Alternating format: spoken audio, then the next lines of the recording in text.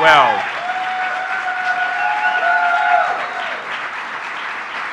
thank you all for coming. Well, of course, the first thing I have to do is to thank my great wife, Karen, for the fact that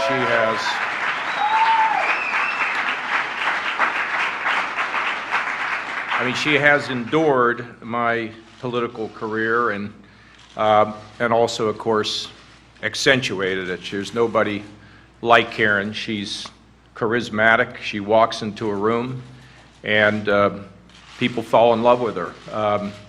When she appeared on Anderson Cooper, John Weaver commented, and Beth Hansen commented that if we'd only run Karen, we would have been a lot more successful. I happen to agree with that. And, God, Emma and Reese showed up, and I mean, they're unbelievable. They're just so beautiful, and they've been so supportive. And they've traveled with me around the country as well, and it was always such a delight to have the family on the road. And as their principal had said, don't let education get in the way of learning. And I think that they learned a great deal.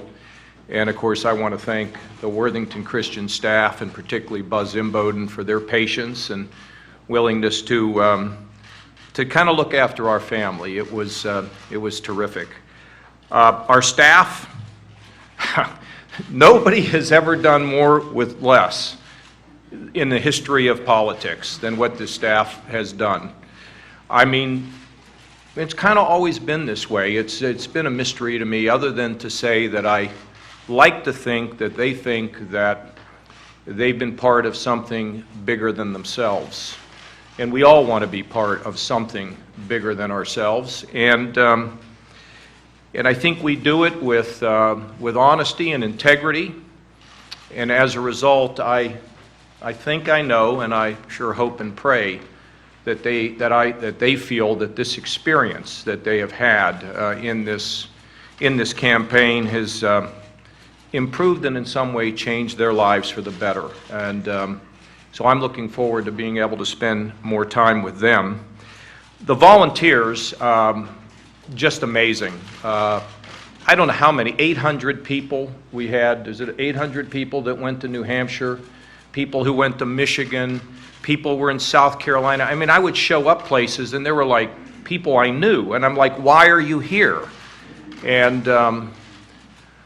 but they were believers, and I could never thank them enough for the long car rides, and in the snows of New Hampshire, they knocked on doors, and in the rain of South Carolina, they knocked on doors.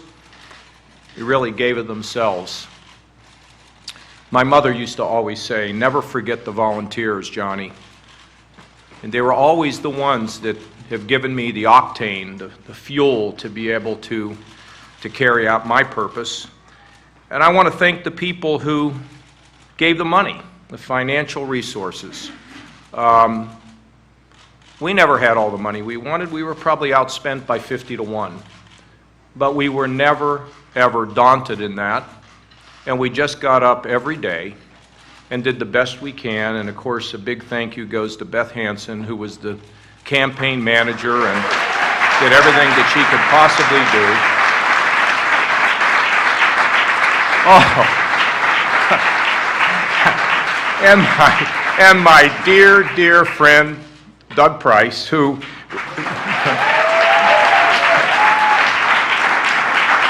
well, we start getting into these names, but as I mentioned, I think Emma said, well, Mr. Doug, didn't you travel with my daddy for like a year and a half? And Reese looked at him and said, how'd you ever do that? But we had a great time, and we're going to have a lot more fun in the future. And of course, the kitchen cabinet, I look at Joanne Davidson and Bob Klafke and Tim Trapepi, who, the only guy I know that carried more luggage than an entire circus crew. I mean, it was just unbelievable. So, and I know I'm leaving some people out, but I want to thank every one of you. You know, I visited these beautiful, beautiful towns in New Hampshire, and people had really counted me out in New Hampshire, but when we hit our 100th town hall, it was remarkable. Those beautiful towns. I will never forget the people of New Hampshire. We moved from New Hampshire, you know, in the far east, all the way to the excitement of California, even being able to sit in traffic in Los Angeles. It was a big part of, and I just love California and what it means to our country and the excitement that it breeds. Yeah, I remember we were in the Upper Peninsula of Michigan. Never knew where it was. Heard about it all my lifetime. I never knew it was actually located above Wisconsin.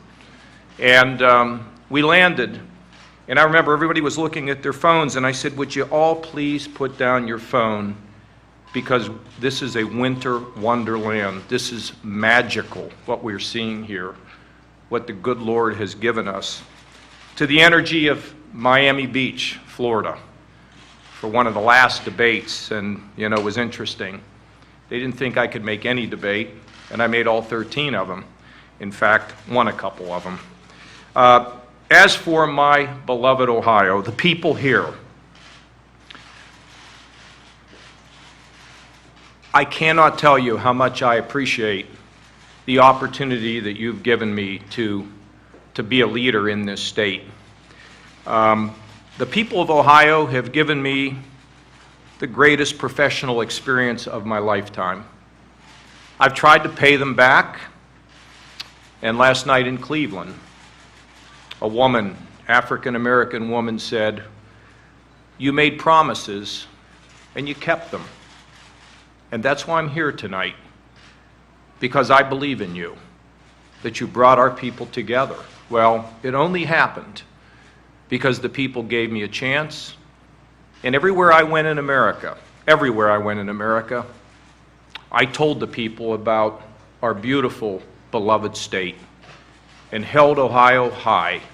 And I think gave people an impression from one end of America to the other that Ohio is a special place. And I expect we're going to have more visits as a result. I marveled at my colleagues who held public office. They knocked on doors, they made phone calls. And I mean, these were people who came from the legislature.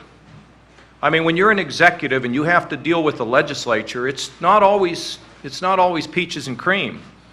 But yet these legislators, the leaders, the Speaker of the House, the President of the Senate, some of my statewide colleagues like the Attorney General, just incredible that they would have come out and honored me.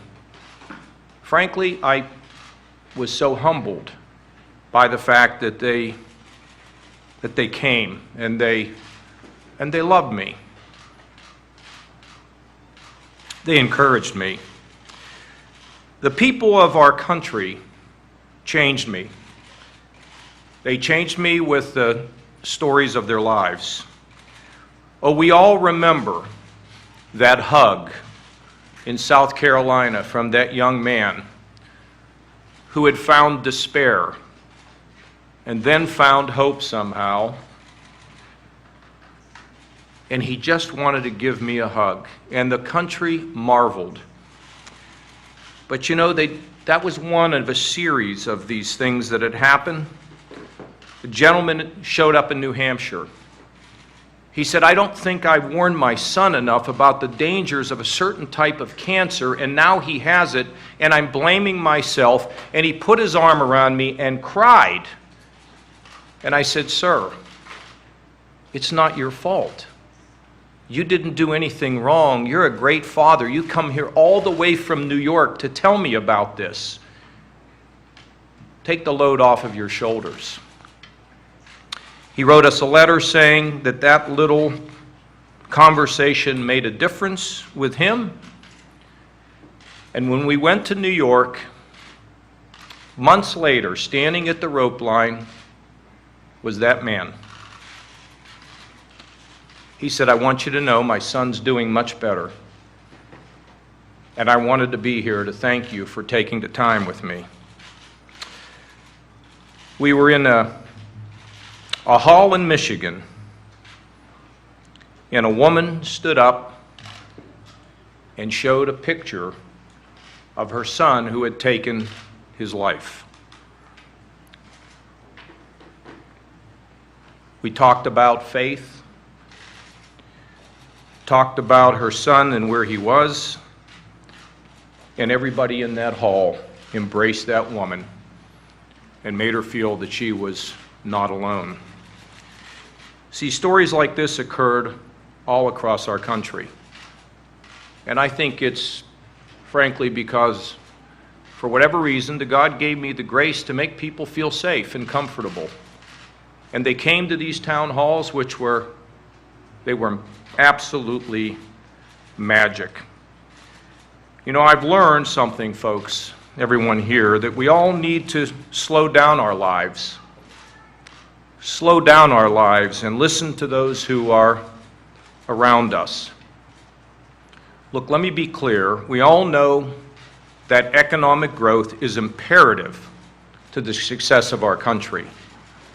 Economic growth gives people an opportunity to realize many of their hopes and dreams in life. And without a job, the family's weaker, the community's weaker, the neighborhood's weaker, the state suffers, and our country struggles. And I can tell you that economic growth can be achieved by our public officials if they just do their job. But they have to ignore polls. They can't focus on focus groups.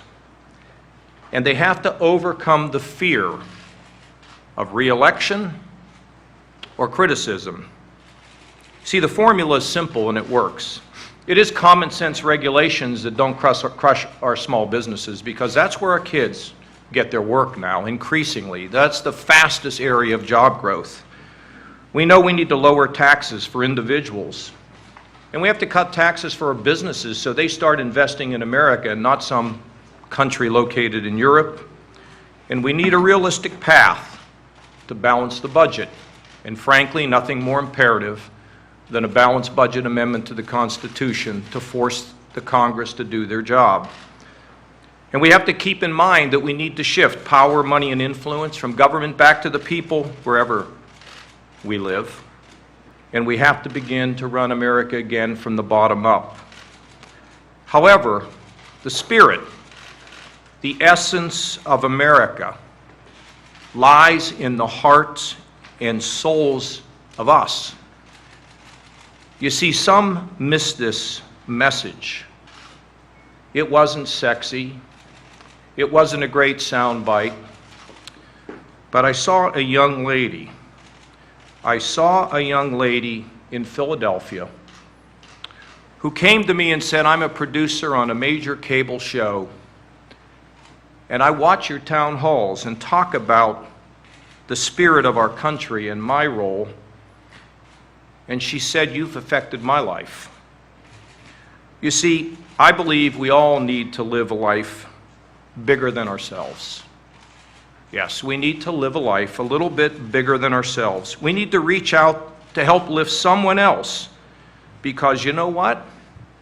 It comes to us naturally if we let it. You see, we are, as human beings, kind of hardwired to want to give someone else a lift, give someone else an opportunity.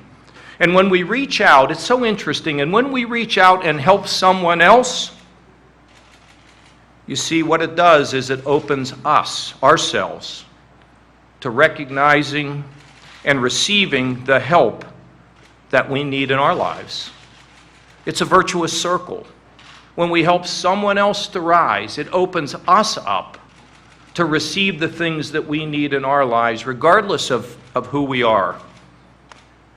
To paraphrase an old adage, I sought the greatness of America in her harbors and in her rivers, and I did not find it.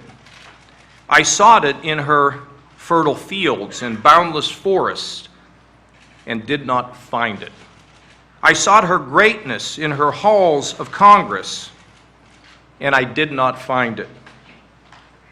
You see, after this campaign, I see it in us when we come together when we lift one another with our eyes on the horizon. Throughout my campaign, I have said the Lord may have another purpose for me. And it set all the pundits at Twitter. Does that mean he's not committed or he's not focused or he's not energetic? It showed to some degree how little they understand about life. You see, I have always said that the Lord has a purpose for me as he has for everyone. And as I suspend my campaign today, I have renewed faith, deeper faith, that the Lord will show me the way forward and fulfill the purpose of my life. Thank you, and God bless.